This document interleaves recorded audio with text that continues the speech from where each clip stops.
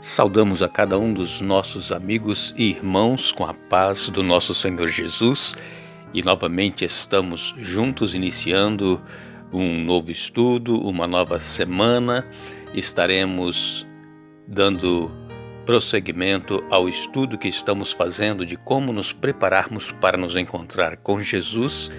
E se porventura você está começando a nos acompanhar agora, a partir deste estudo, se você não ouviu os comentários anteriores, você pode ir lá no YouTube, no nosso canal Hora Tranquila, e ali você tem todos os estudos que nós já fizemos sobre este assunto de como nos prepararmos para nos encontrar com Jesus.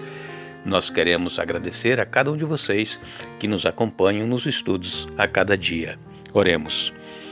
Nosso Deus e nosso Pai, nós estamos agradecidos porque Tu és um Deus misericordioso, um Deus que nos ama e um Deus que quer nos salvar. Nós te agradecemos porque nós temos em Tua Palavra a orientação segura para nós nos prepararmos para nos encontrar com Jesus quando Ele voltar para buscar aqueles que o aceitaram.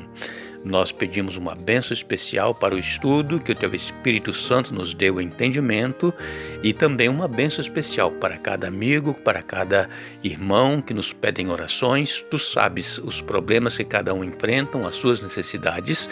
Dê a vitória a cada um conforme a Tua vontade. Especialmente pedimos pelo Lucas, também pelo Mateus Grinivaldo, pela Luísa e pelos demais que estão sempre mencionando os nomes, pedindo que oremos por eles. Faça a Tua vontade, não a nossa, em nome de Jesus. Amém. Dando prosseguimento então ao estudo que estamos fazendo, esta semana nós iremos estudar um assunto muito importante que fala sobre que nós, como cristãos, deveremos adorar o Criador e não a criatura. O Criador, todos nós sabemos, é Deus, Criador de todas as coisas. E a criatura é Satanás, que ele quer de qualquer forma ser adorado, mas o nosso foco estará em Jesus, em Deus, Criador de todas as coisas. Nós sabemos que para cada época da história da humanidade, Deus sempre teve uma verdade presente, a verdade para aquele momento. Por exemplo, quando Adão e Eva pecaram, Deus matou um cordeirinho, tirou a pele, fez vestes das peles dos cordeiros para Adão e Eva, e então Deus disse que viria o descendente da mulher e esmagaria a cabeça da serpente, que é Satanás. Esta promessa era a primeira boa nova de que Jesus haveria de vir para resgatar o homem do pecado. Quando Noé foi chamado para construir uma arca, Deus tinha uma mensagem presente para aquela época de que o mundo seria destruído com água devido à maldade do coração do homem. E então o juízo de Deus estava vindo sobre os antediluvianos. E como nós sabemos, somente Noé e a família e os animais foram salvos porque entraram na arca, e os demais pereceram. O juízo de Deus era a mensagem presente para aquela época. Quando Deus também disse para Abraão que ele seria pai de uma grande nação, era a mensagem para aquele momento, para aquela época. E nós sabemos que hoje nós também somos descendentes espirituais de Abraão. Quando nós encontramos na Bíblia que Deus iria destruir Sodoma e Gomorra por causa também da impiedade daqueles que viviam em Sodoma e Gomorra, era a mensagem presente para aquela época. Hoje nós também temos uma mensagem presente. E qual é esta mensagem presente? Esta mensagem nós encontramos em Apocalipse, no capítulo 14, os versos 6 a 12. Mas nós queremos estudar apenas a primeira mensagem de advertência que Deus nos dá para os dias que estamos vivendo. Em Apocalipse, capítulo 14, no verso 6, nós lemos: Vi outro anjo voando pelo meio do céu, tendo um evangelho eterno para pregar aos que se assentam sobre a terra, e a cada nação, e tribo, e língua, e povo. Um evangelho eterno. Esta é a mensagem presente. E qual é o evangelho eterno? O evangelho eterno é que Deus amou o mundo de tal maneira que deu o seu Filho unigênito para que todo aquele que nele crê não pereça, mas tenha a vida eterna. João, capítulo 3, verso 16. Este é o evangelho eterno que deve ser pregado a cada nação, tribo, língua e povo, porque Deus novamente trará o juízo sobre a terra, e desta vez o juízo será definitivo. Será a última oportunidade da humanidade para aceitar a Jesus e ter a salvação, ou rejeitar a Jesus e então receber a condenação eterna.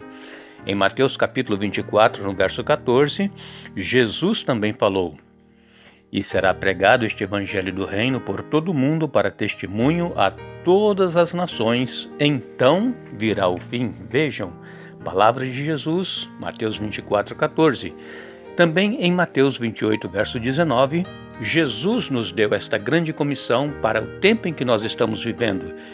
Mateus 28, 19 nos diz: "Ide, portanto, fazei discípulos de todas as nações, batizando-os em nome do Pai, do Filho e do Espírito Santo." Então, todo mundo, todas as nações, tribo, língua e povo ouvirão falar de Jesus. E todos terão a oportunidade de aceitar ou rejeitar este grande amor, que é o Evangelho eterno, que Deus tem por cada ser humano, para que possam viver e reinar com Ele por todo o sempre.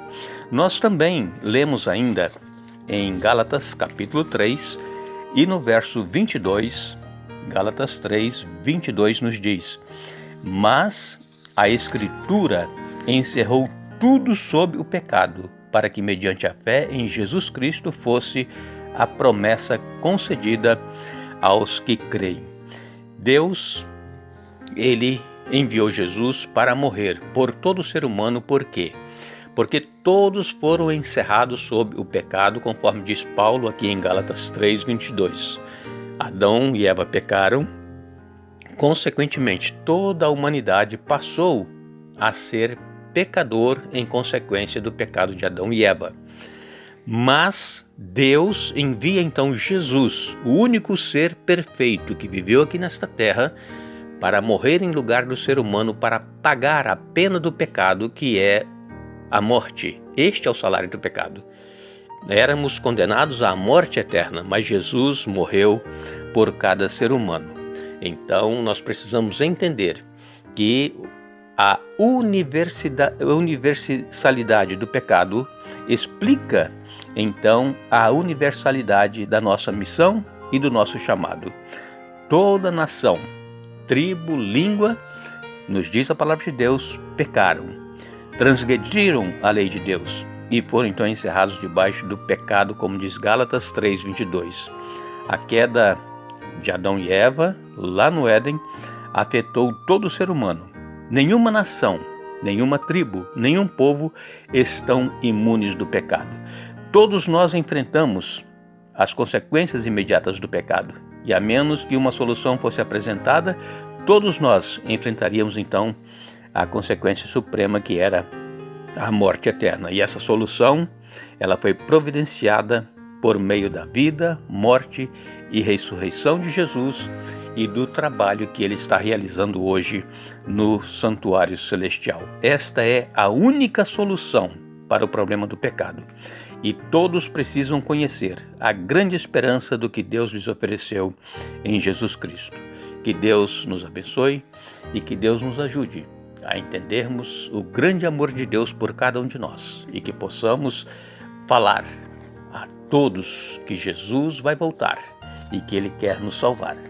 Estaremos voltando amanhã, dando sequência a este estudo, mas lembre-se, buscai, pois, em primeiro lugar o reino de Deus e a sua justiça, e as demais coisas vos serão acrescentadas.